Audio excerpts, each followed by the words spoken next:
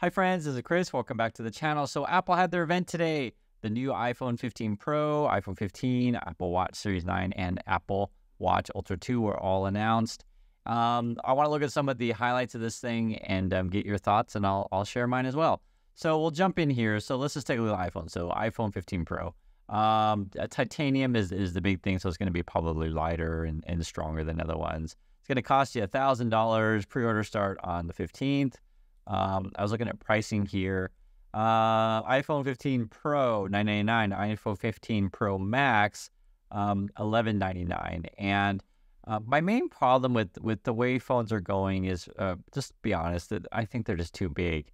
I don't know how you guys all feel about the big phones. My thing is I want a phone that fits in my pocket, essentially. And whenever I look at these things, they're just too big.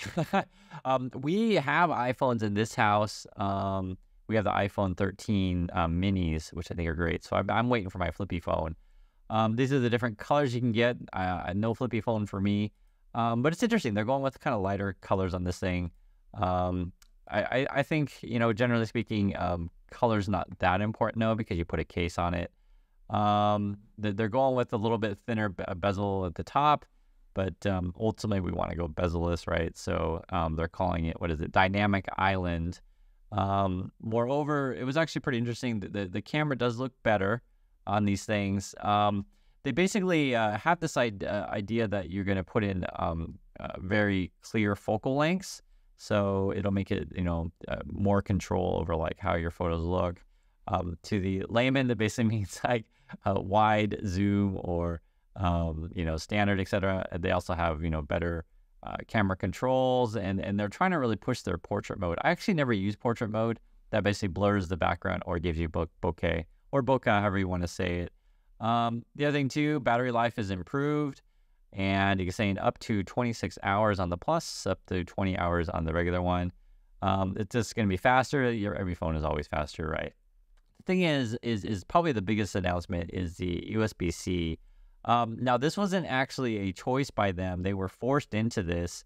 And basically, if you don't know, and I'm sure all of you do know, Apple has had that Lightning for quite a long time, the Lightning cable, and it's kind of irritating because I can only use Apple products and Apple cables, that kind of stuff. So now you can buy other types of cables, right? USB-C.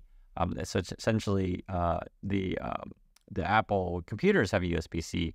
And so it'll be a little bit easier just use any old cable to connect interchangeably. So that'll be good.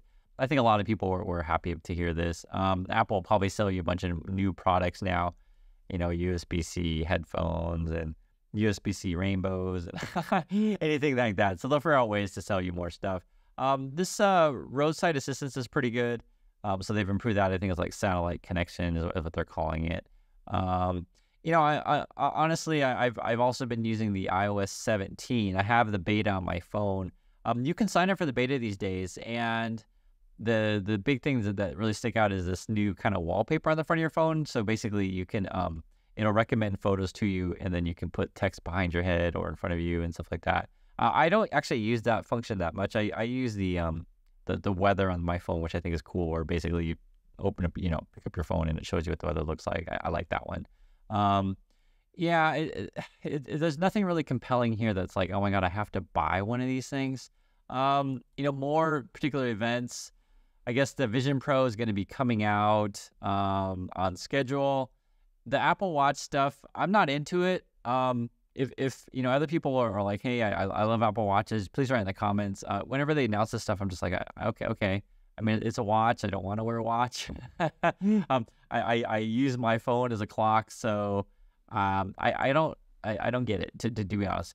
What's the price of these things, actually? Let's take a look. So I never actually even considered buying one of these. That's just me. That's my bias, but other people might be really into this. Like I said, I'd be curious if how people out there are. So the Series 9, smarter, brighter, mightier. How much are these things these days? They are aluminum, $399, so $400. Stainless steel, $699 or $700.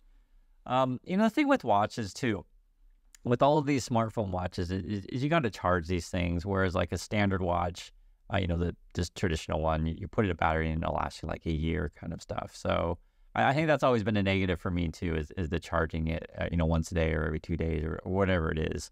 I don't know. I'm not into it. But I do know people are into this stuff, so that's why I'm mentioning it. And like I said, I'm saying my own personal bias on these things. Also too, the new Apple Watch OS. I'm sure it's going to be good. I'm so mean. I'm not really talking much about the watch. AirPods Pro charging case, so USB-C. Yeah, that'll be a thing. Like I said, the USB-C. The new action button stuff.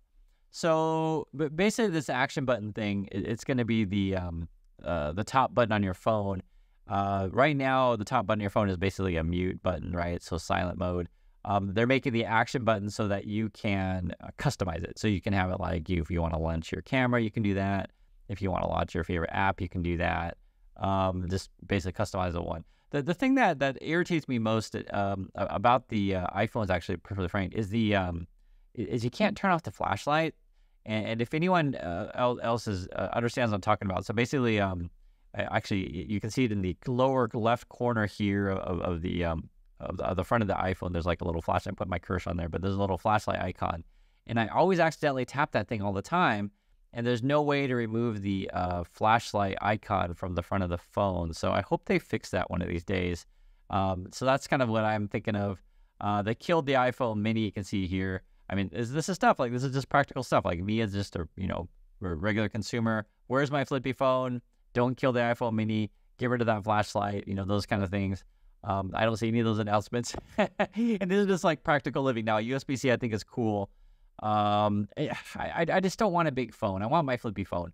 So, how did Wall Street respond to this? Well, Apple stock is down 1.71%. So the market is down today, actually. And the other issue is, too, which is, obviously something we've been talking about on this channel is, remember, there's the iPhone ban in China. So, that could really hurt sales. And we'll see how that goes when this thing comes out. Because they'll start to release numbers, probably their next report. They always say it's the best ever, etc. The flippy phone, I was looking at this. This is still a rumor as to what it could look like, but I'm just telling you guys, here in Korea, the Samsung foldy phones, they're everywhere. Everyone's got one of those things. It's different than a flippy phone. So flippy phone is small. Foldy phone is basically the same size as your regular phone, except it just folds out into like basically a double screen. So if you want that kind of thing, basically, for playing games, watching movies, that kind of stuff, if you could, and even though I want the flippy phone myself, the foldy phone, like basically, makes your phone screen really, really big. I do see the advantages of that, depending on your use case scenarios, right? Because my wife, for example, during lunch, she's always watching, shows and stuff like that. So I think Apple, they're still going to sell phones, but Samsung right now, honestly, guys, hardware-wise, is coming out with some really, innovative things. I still choose iPhone over Samsung in any day. That's my opinion. But when I look over at the Galaxies and see what they're doing, I am a bit jealous. So, right now, iPhone, you're there for the software, and I do like the cameras, but Samsung's a good phone. There's no mistake on that. So that's my thoughts on this event. Please share yours. What do you think? Are you buying the new 15? And what's the current phone that you have now? And are you with me? Do you want a flippy phone? So please share your thoughts, and thanks for your time. Catch you next video.